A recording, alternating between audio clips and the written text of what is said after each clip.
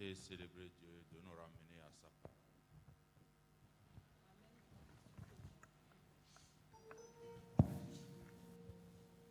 Seigneur, ramène-nous à ta parole. Mets ta parole dans nos cœurs. De nos déviations, Seigneur, ramène à ta parole. Ne me laisse pas mourir ailleurs. Ne nous laisse pas errer ailleurs, en dehors de ta parole. Ramène ton peuple à toi, à ta parole. Je veux marcher jusqu'à toi. C'est toi le modèle, Seigneur Jésus.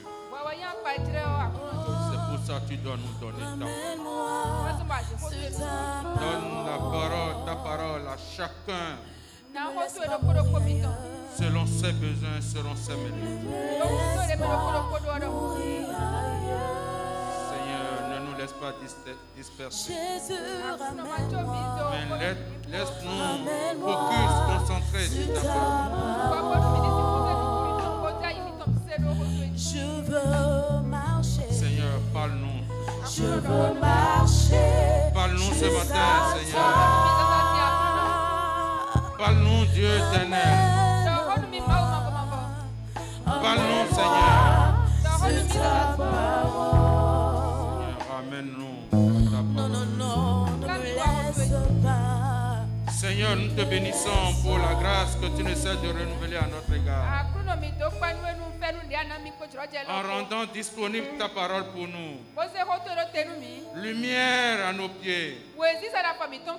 Gardien de nos vies. Seigneur, source de notre existence. Nous te remercions, Seigneur, pour cette disponibilité. Nous avons besoin de ta parole, de ta grâce pour que ta parole soit libérée fidèlement. Qu'en t'écoutant, nous puissions comprendre. Et qu'en comprenant, nous ayons la foi. Et que cette foi soit pratiquée selon ta parole. Merci Seigneur. Merci de le faire. Sans toi, personne ne peut le faire. C'est pour ça que nous voulons nous effacer afin que toi tu parles. Seigneur, parle à ton peuple. Au nom de Jésus, nous avons prié. Amen. Amen. Amen. Nous pouvons nous asseoir. Amen. Amen. Bonjour frères et sœurs. Le Seigneur nous a encore réunis pour nous parler. Pour nous parler. Et ce matin, j'entends le Seigneur en nous exhorter encore une fois. Comment nous pouvons chacun maximiser la capacité et la puissance qu'il a rendue disponible pour son Église.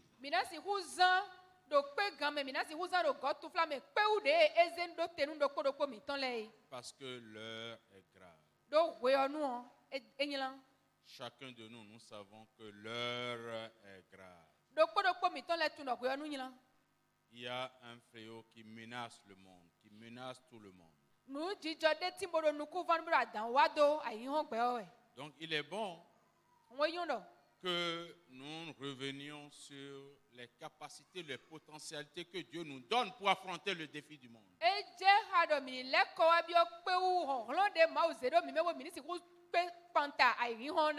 Amen. Amen. Il a dit, créons l'homme à notre image et à notre ressemblance. Donc, c'est de nous doter de tout ce qu'il est. Amen. Et nous l'avons perdu. Et il a tout fait, vu les défis du monde. Et nous l'a redonné en Jésus-Christ. Amen. Amen. Est-ce que tu l'as reçu? Akaya. Est-ce que tu n'as pas raté l'opportunité qu'il t'a donnée de recevoir? Mon frère et ma soeur, sans cette puissance, sans cette capacité, nous ne pouvons pas triompher le monde. Un saint virus est en train de tourmenter le monde. Est en train de nous perturber. Perturber l'église. Tout à l'heure, si nous ne prions pas Dieu pour qu'il inspire d'autres dispositifs de riposte, parce que les capacités humaines scientifiques ont montré leurs limites.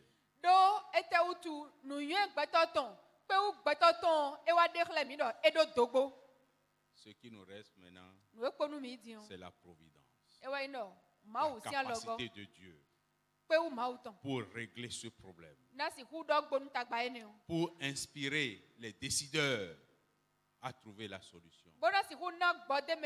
Église, mon frère, ma soeur, nous avons intérêt à supplier Dieu, à prier Dieu pour que ça se passe. Sinon, ils vont encore fermer les yeux. C'est de notre intérêt que la solution providentielle spirituelle vienne. Les hommes ont imaginé les vaccins qui a montré ses limites. Il ne reste que la puissance de Dieu pour nous. Et Dieu nous a dit qu'il nous a créés, nous. Et quand on a perdu, et nous qui avons reconnu Christ, et qui avons Christ, nous avons cette vie-là. Donc, cette responsabilité repose sur nous. Amen. C'est maintenant que nous devons maximiser cette capacité que Dieu nous a donnée de vaincre le monde. Parce que ma Bible me dit Jésus est la puissance de Dieu pour vaincre le monde. Ce virus est dans le monde. Dieu nous a créés pour avoir tout ce qui est dans le monde sous nos pieds. Mais où sommes-nous, à moins que nous avons raté l'occasion d'avoir cette capacité à travers Jésus-Christ. Si tel est le cas, le Seigneur dans sa miséricorde est toujours disponible. C'est le moment d'identifier nos failles, d'identifier nos faiblesses et crier vers Dieu. Pour que nous puissions avoir cet Esprit Saint de Dieu, esprit de capacité, esprit de puissance, esprit de protection, esprit de sagesse, esprit qui supplante toutes choses. Mon frère et ma soeur, supplions Dieu pour avoir ça. Dans le livre d'Ésaïe, il nous a dit on n'a pas besoin de grand chose pour avoir, c'est disponible pour tout le monde.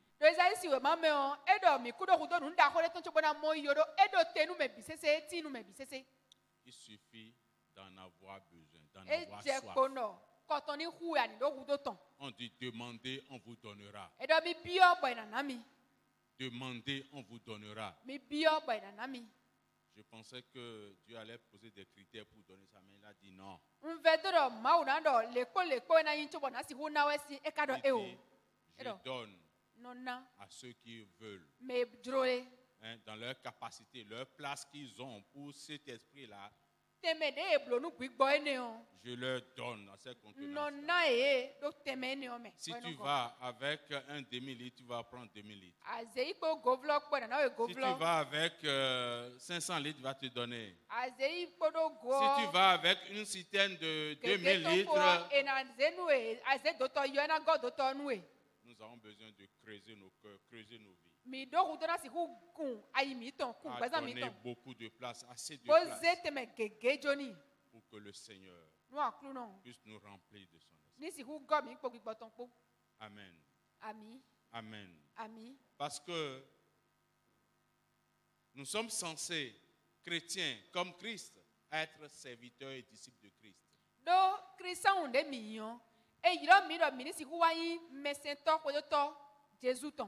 Et serviteurs que nous sommes ou nous serons,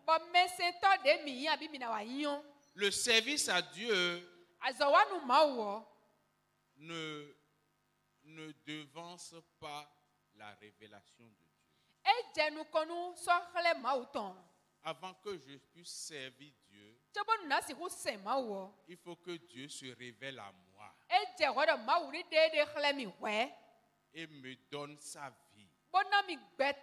Parce que c'est avec cette vie-là que je peux le servir efficacement. Si je me précipite à rentrer dans les activités pour faire quelque chose pour Dieu,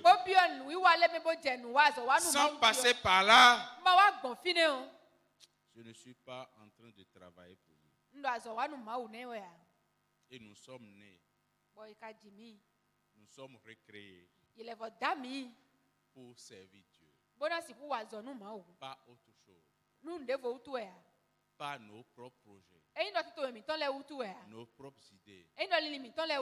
Amen.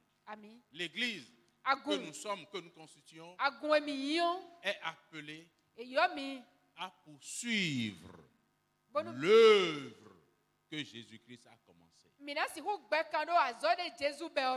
C'est pour ça qu'il est nécessaire et indispensable, non négociable pour lui,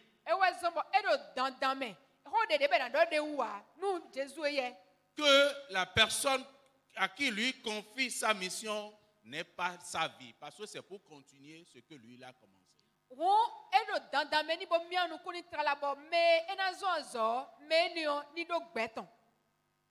nous allons prier Dieu de se révéler davantage à nous, de nous passer par la croix, afin que nous puissions nous approprier comme l'apôtre Paul ce qui s'est passé à la croix. Et dit comme l'apôtre Paul, étant donné que la mort du Christ est la mienne aussi, et il est ressuscité, et moi je vis encore parce que je me retrouve dans sa mort. Si je vis, ce n'est plus moi avant là qui vis. C'est Christ qui vit sa vie au-dedans de moi. Si je parle, je chante, ce n'est plus moi qui parle ou qui chante. Mais c'est Christ qui fait tout ceci en moi. C'est pour ça dans Matthieu, quand ses disciples sont venus, lui disent, ah, les gens disent de toi que tu es ci, les gens disent tu es ça, les gens disent tu es ci. Et le plus important pour lui, ce n'est pas ce que nous entendons les gens dire.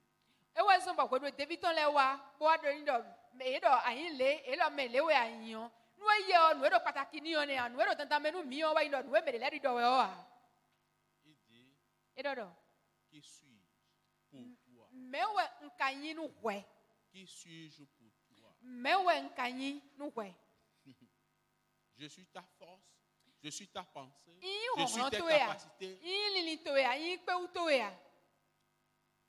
Ou bien je suis quelque chose d'à côté, après que tu as expérimenté tes connaissances, tes savoirs, tes propres projets là, tu me mets à côté. Qu'est-ce que je suis pour toi? Qu'est-ce que je suis pour toi?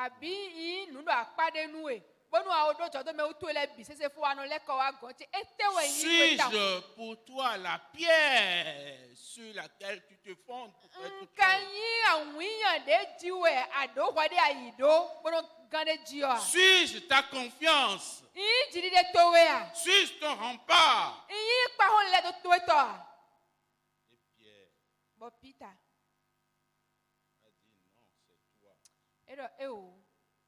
Maître, le Seigneur. Et aussitôt, il a senti que ce n'est pas la chair de Pierre qui parle. Il a senti que ce n'est pas son intelligence qui lui est révélée.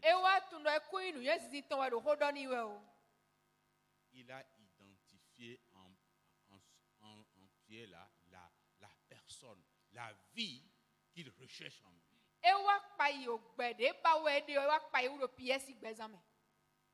La vie que peut porter l'Église. La vie qui peut poursuivre ses œuvres. La vie sur laquelle lui peut se fonder, nous faire confiance pour nous envoyer. Et il dit, tu es Pierre. Et sur cette pierre-là, quand il dit pierre là, ce n'est pas forcément le roc, c'est la vie qu'il a identifiée. C'est ce genre de pierre là. C'est ce genre de pierre. C'est ce genre de pierre que j'ai connu aujourd'hui là, que je veux bâtir mon église. Ce n'est pas les pierres. Vous rappelez que dans la Bible, Pierre était celui qui disait des choses que Jésus lui reprochait. Il dit non, ce n'est pas ce Pierre-là. Mais c'est le Pierre dont Dieu a révélé qui je suis là. C'est sur cette pierre que je veux bâtir mon église. C'est cette vie de pierre-là qui peut porter mon église. Donc, mon frère, ma soeur, je veux partager avec nous que nous sommes une église de révélation. La révélation de Dieu doit précéder toute chose. La révélation de Dieu doit nous préoccuper que toute chose que nous allons faire. Et c'est dans cela, ce n'est que à ces conditions-là que nous pouvons nous dire que nous servons Dieu en tant qu'Église. Que nous sommes utiles entre les mains de Dieu. Que nous servons à quelque chose. Que nous faisons ce à quoi nous sommes appelés. Ce à quoi nous sommes créés. Et ce à quoi perdu nous sommes encore rachetés à grand prix. Amen. Nous avons besoin de prier Dieu. Pour ça. Dans cette même lignée, et comme nous sommes dans la quinzaine de la jeunesse, et que l'église de demain est fondée, reposée sur la jeunesse,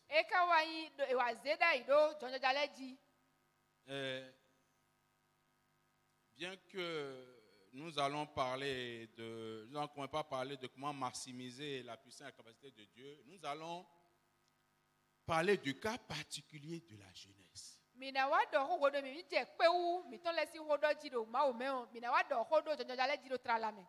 Parce que quand on voit notre parterre ici, là, c'est à majorité des jeunes. Non, parterre d'ici. Mais le fils et puis nous-mêmes, qui physiquement, nous ne sommes pas jeunes là. Dans nos têtes là, nous sommes jeunes. Vous savez pourquoi?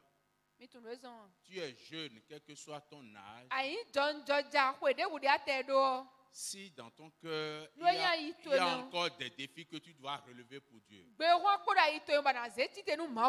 Donc, tu demeures jeune par rapport à ça. Donc, les paroles que nous allons entendre vont profiter aussi à nous qui physiquement paraissent vieux, mais dans nos têtes, là, nous sommes jeunes. Pour Dieu.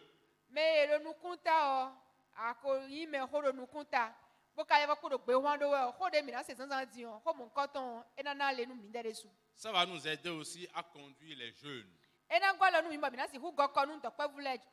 dans le plan de Dieu pour eux. Amen. Amen. Et pour y arriver, nous allons nous demander, mais quel genre de jeune je dois être? Quel genre de personne je dois être dans ma jeunesse?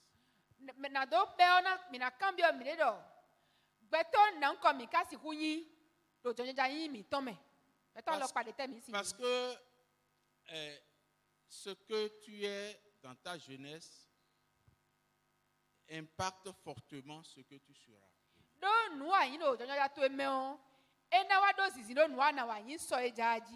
Amen. Amen.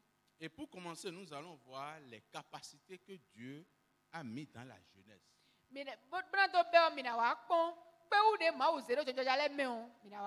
Il dit, Jésus dit, prenez mon joug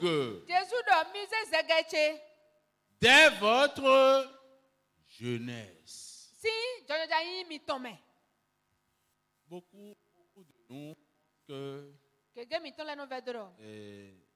pendant qu'on est jeune là, l'âge de la jeunesse est pour s'amuser, pour se distraire, pour vivre sa vie comme on veut. Et quand on serait un peu grand là, on va commencer par s'occuper de l'affaire de Dieu.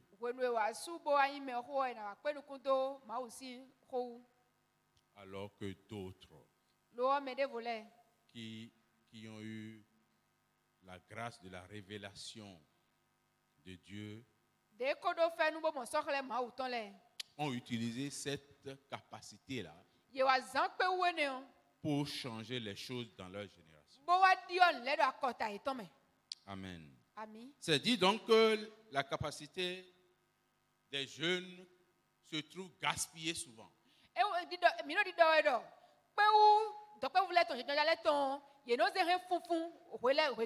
Parce qu'on ne pense pas que quelque chose de sérieux peut être fait par un jeune.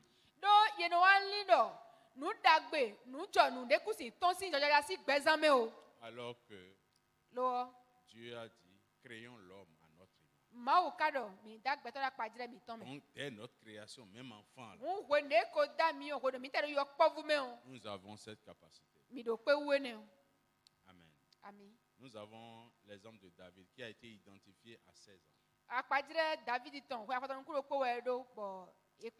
Vous vous rappelez de cette histoire-là de David où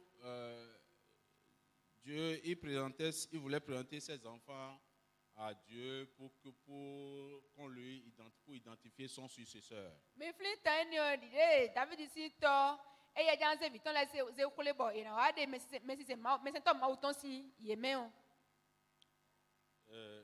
David est le 8e et dernier enfant. Et il a consacré à entretenir les bêtes. Tellement dans sa tête, David n'a pas la capacité, il ignore la capacité que Dieu a mis dans David. Et pour présenter les gens, pour choisir son successeur, il a laissé David à s'occuper. Il est allé avec les 7 premiers. Amen. Et Dieu a dit non. Est-ce que tu n'as pas un autre fils? Ah oui. Un dernier là, que je l'ai mis. à s'occuper de... Et de lui dire, il faut l'amener. Et finalement, c'est lui. Toi, jeune, qui te sous-estime et qui te laisse influencer par le regard des anciens, des grands. Que tu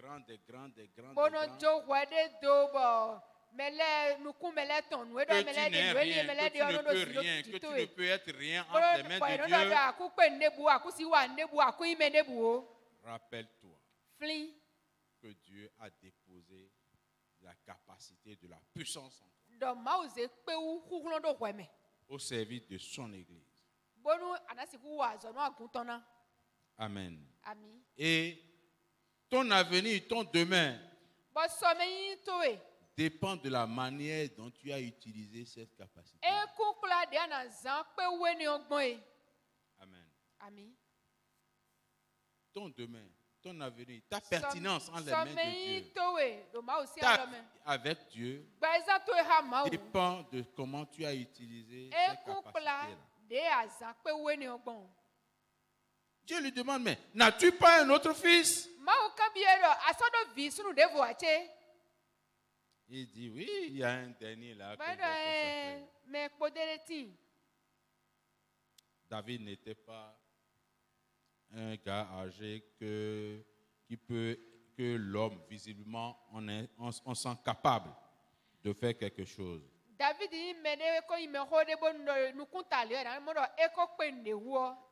Dieu a laissé les plus âgés et va s'intéresser aux plus petits.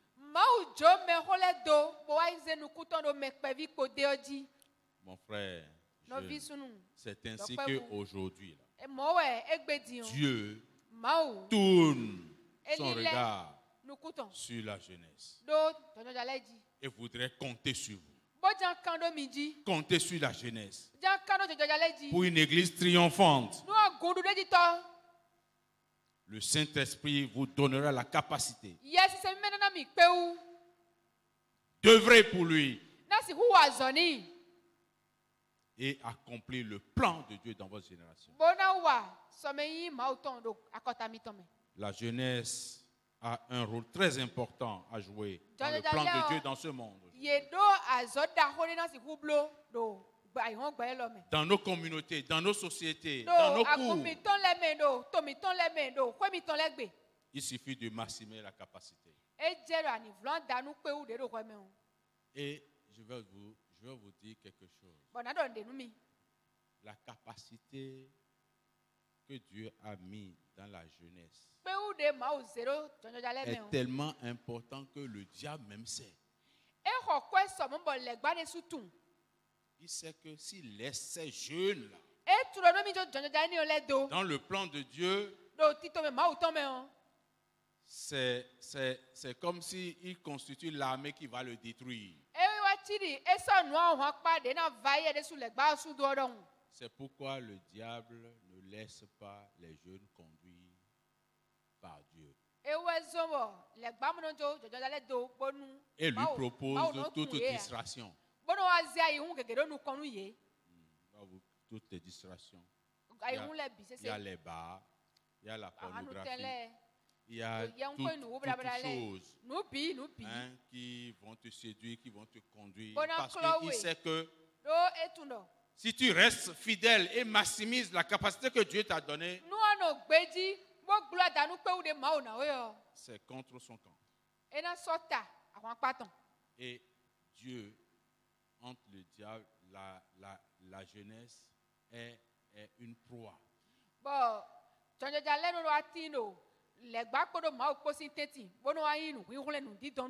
la grâce de Dieu, le Seigneur va triompher. Le Seigneur va triompher. Le Seigneur va triompher. Amen. Maintenant, quel genre de jeune, quel genre de personne je dois être pendant ma jeunesse? Nous devons faire attention à la manière dont nous recevons la parole de Dieu Et savoir que ce que je fais aujourd'hui affecte mon devenir.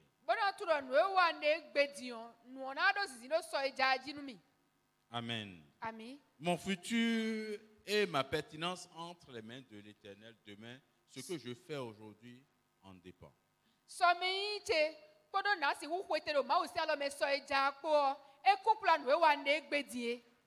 Ce qui va déterminer mon avenir en tant que jeune est ce que je fais aujourd'hui.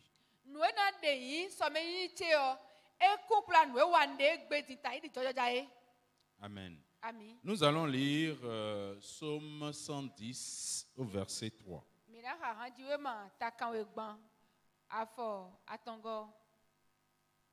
Psaume 110, verset 3.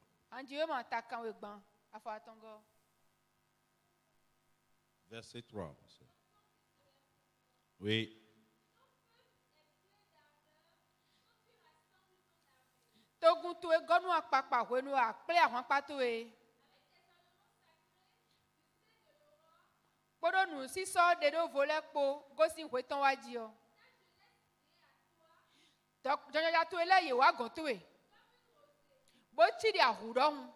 Amen. La parole de Dieu dit, ton peuple est plein d'ardeur quand tu rassembles ton armée.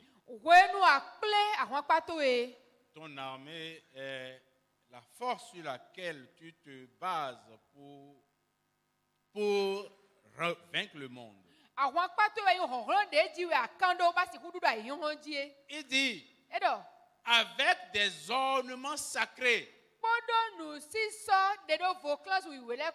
avec les équipements, la capacité que tu donnes à ta jeunesse,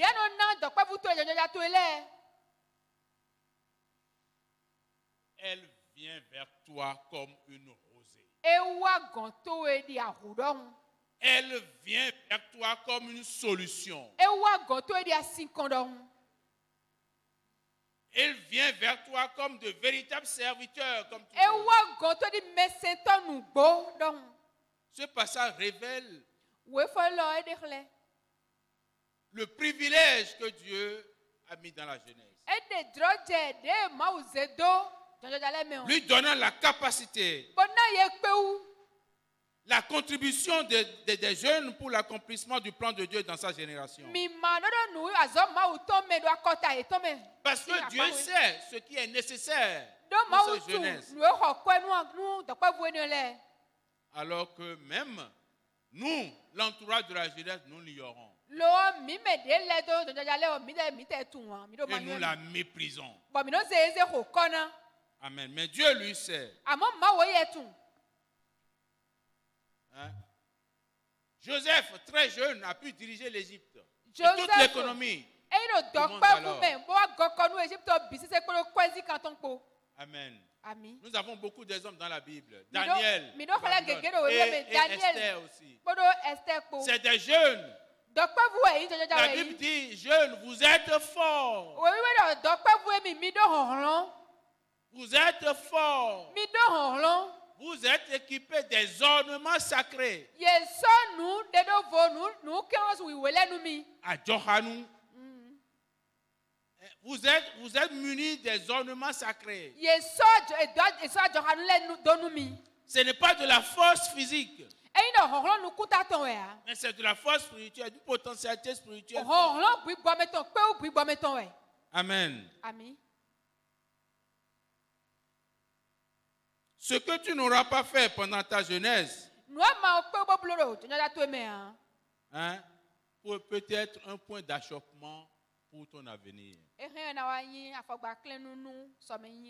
Amen. Amen. Alors, maintenant, qu'est-ce qu'il faut éviter d'être pendant qu'on est jeune? Quelle personne il ne faut pas être pendant mais maintenant que nous sommes jeunes là? Quel genre de vie, quel genre de personne nous ne devons pas être? Amen. Amen. Lisons l'histoire des enfants de Jacob dans Genèse 49, verset 1. Et suivant. Genèse 49, à partir du verset 1. Ma soeur, viens ici pour utiliser le micro.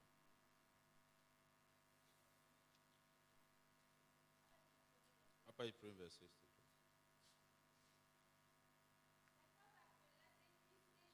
Jacob yo vi sunu ton lebo do nu yedo. Jacob appela ses fils et dit: Jacob yo vi sunu ton lebo do nu yedo. Assemblez-vous mikple et je vous annoncerai ce qui vous arrivera dans la suite des temps. Bona do nu na wa jo so nu mi. Rassemblez-vous mikple et écoutez bodoto fils de Jacob. Jacob vile. Écoutez Israël votre père. Mi doto Israël tomiton.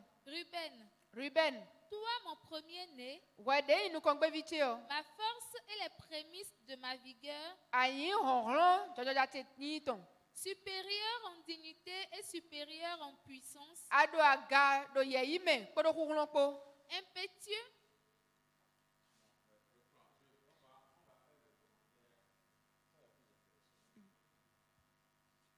c'est vrai, il y a un micro, il n'y a pas de micro. Cette histoire-là nous montre ce qu'un jeune, c'est à quoi il est prédestiné, s'il ne laisse pas quelque chose et lui arracher ça, lui tenir ça. Aujourd'hui, la capacité que Dieu nous a donnée en tant que jeunes, nous bradons souvent.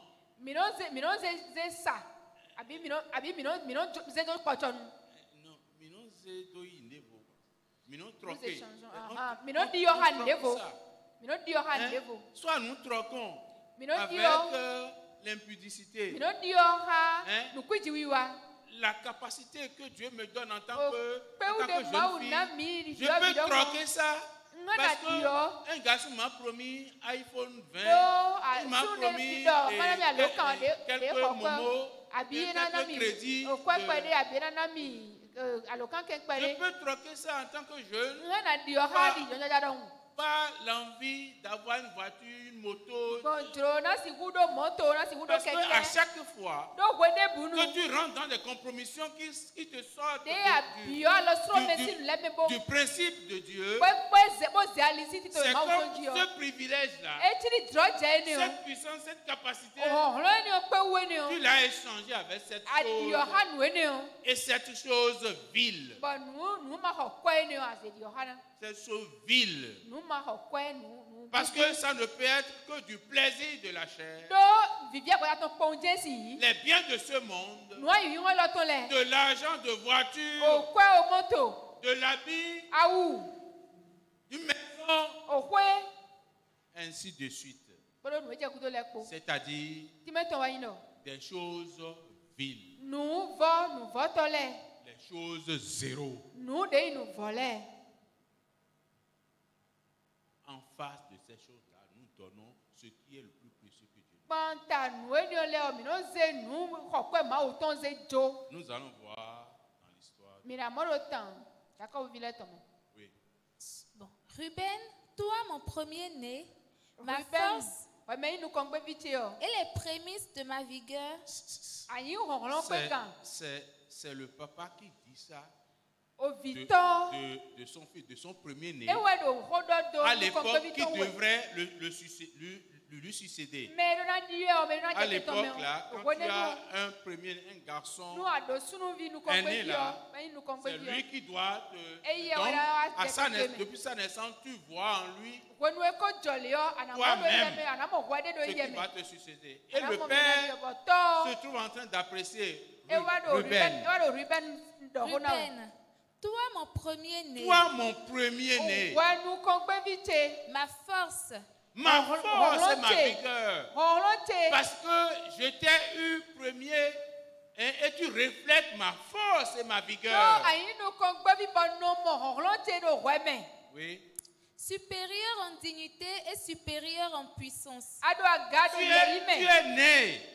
Tu es né pour être supérieur en dignité et en puissance. Impétueux comme les eaux, tu n'auras pas la prééminence. Mais avec tous ces potentiels que tu avais là, et que tu as là, mais tu n'auras pas la prééminence. On va voir la suite parce qu'il aurait gaspillé. Il aurait échangé avec quelque chose. Amen. Car tu es monté sur la couche oui. Tu es monté sur la couche de ton père.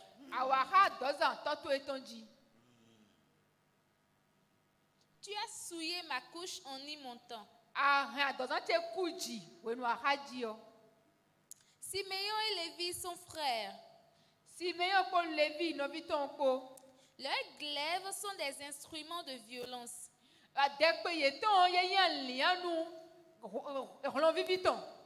Que mon âme n'entre point dans leur conciliabule. Amen. On va s'arrêter là. Ruben,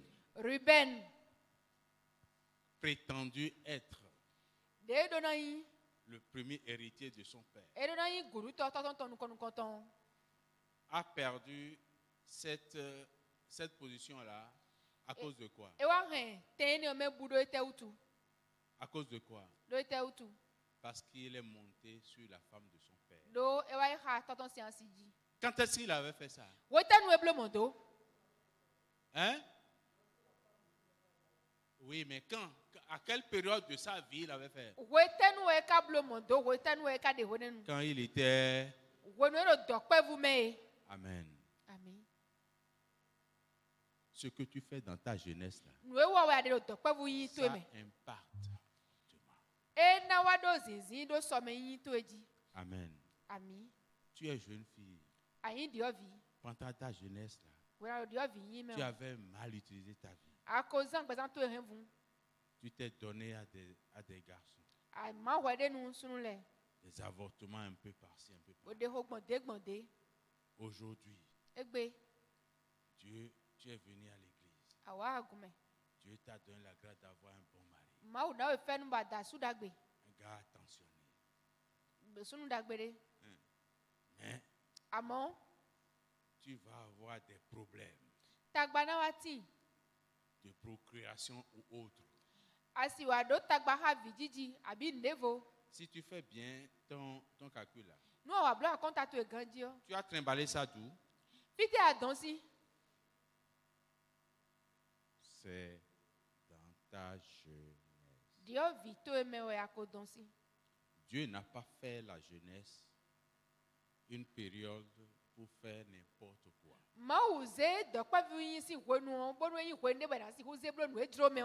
C'est bien une période où le jeune doit se consacrer, focaliser, concentrer, sans distraction sur le plan de Dieu pour ça.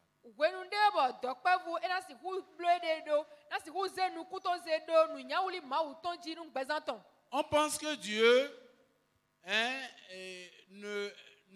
n'a pas besoin d'utiliser les jeunes dans leur vigueur pendant qu'ils sont forts, pendant qu'ils sont vils.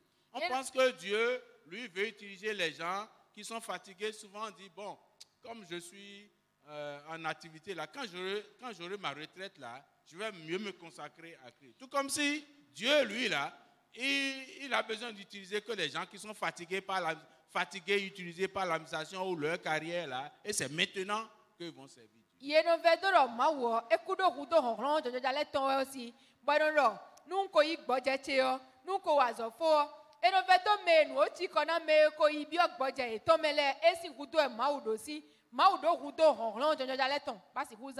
Amen. Dieu a besoin de toi maintenant. De nous tous maintenant. Nous aussi qui semblent être vieux, et qui avions des défis encore à relever pour le Seigneur, c'est maintenant. C'est maintenant pour tout le monde. Les défis sont grands aujourd'hui. Le besoin est manifeste tout autour de nous. De nous lever pour Dieu. Amen. Par contre, nous avons vu que le frère cadet de Ruben, Joseph, lui, la Bible nous disait que lui, il avait toujours suivi les consignes de son père et a suivi la voie de Dieu. À 39 ans, il était dans le verset 39 de Genèse, on aurait vu que dans toute adversité, là, la Bible dit que le Seigneur est toujours avec lui.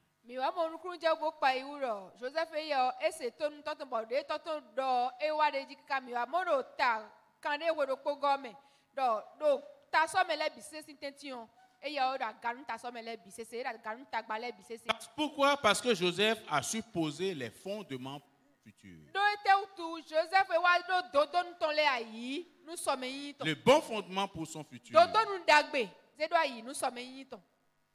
Et nous avons aussi le cas d'Esther. Esther, une fille orpheline. Elle était orpheline. Aujourd'hui, elle a toutes les raisons pour se donner à la débauche parce que je n'ai pas de soutien. Comme le gars dit qu'il va me supporter là, il va me payer ma scolarité. C'est lui qui m'envoie des mobiles des fois. C'est lui qui m'achète des crédits. C'est même lui qui paie ma scolarité. Et comme il a dit que je n'ai pas le choix. Esther fut elle aussi une orpheline. Et est passée dans toutes les réalités difficiles. Mais elle est restée vierge. Et vous savez ce que ça lui a valu? Hein?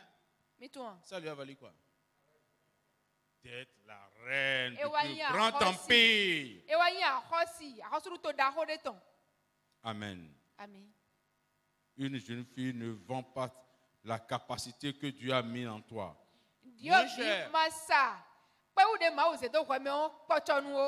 Elle aurait pu brader ça, gaspiller ça. Contre quoi aujourd'hui? Contre quoi? Au plus, il va t'envoyer 5 000 francs la semaine. 5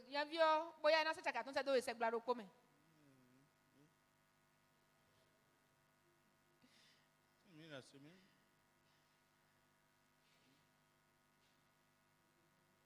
C'est manquer de confiance et de foi en Dieu.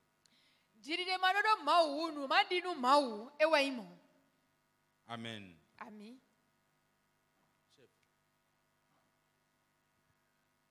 5 minutes. Ok. Il y a une dernière histoire. Vous allez lire l'histoire de Simon et de Lévi, les fils de Jacob, là, par rapport à leur sœur Dina. Dina, elle est la seule fille pendant plusieurs garçons. Et puis,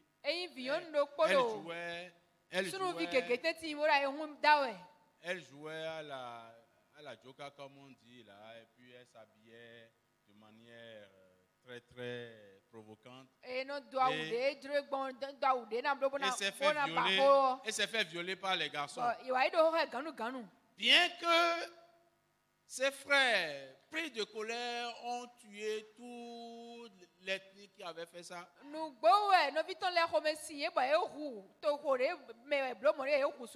ont fait humainement tout ce qu'ils pouvaient pour se venger.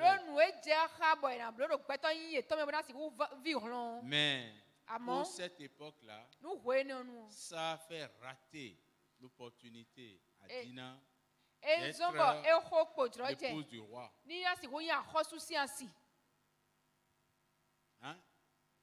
Ça a fait rater l'occasion à Dina qui était prétendu pour être l'épouse de grand roi, de ne pas l'être. La cause de ça date de quand? De sa jeunesse. Amen.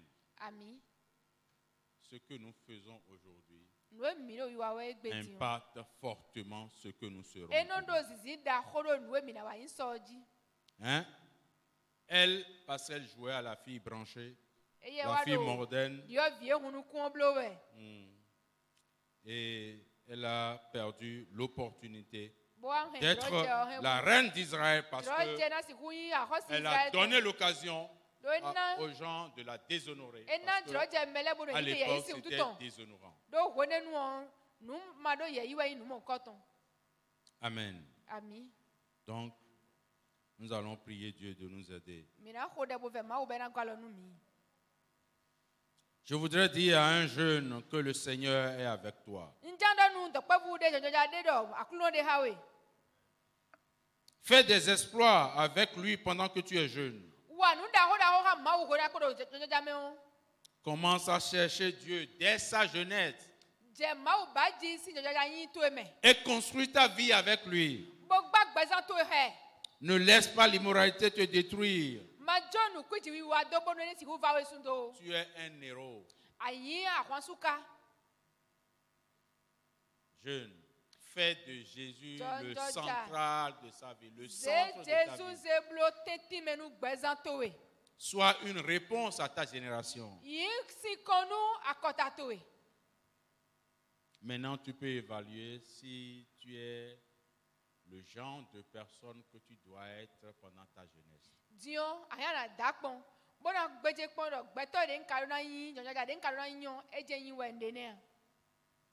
Et si tu identifies des faiblesses, des gaps, c'est le moment de crier à Dieu.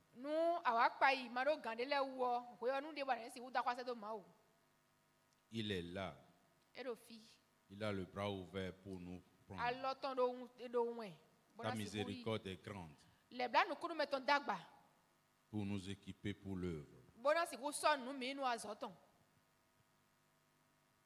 Profite de ta jeunesse avant que toutes tes capacités, ta vision ne baisse.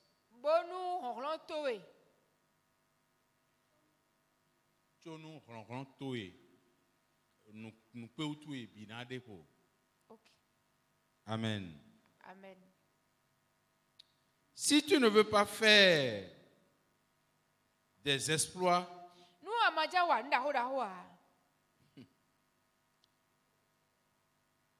toi-même, tu seras exploité par le diable. Jeune, choisis d'être quelqu'un qui va faire de l'exploit avec Dieu. Sinon, tu vas être exploité par le diable. Choisis le camp de Dieu pour faire des exploits pour ta génération.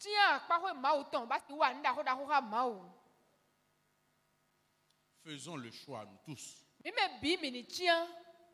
de faire des exploits pour notre génération. D'être utile entre les mains de Dieu. Si nous ne le laissons pas utiliser par Dieu, c'est le diable qui va nous utiliser. Il va nous exploiter. Et que le Seigneur nous en délivre. Amen. Amen. Amen. Amen. Amen. Amen. Amen.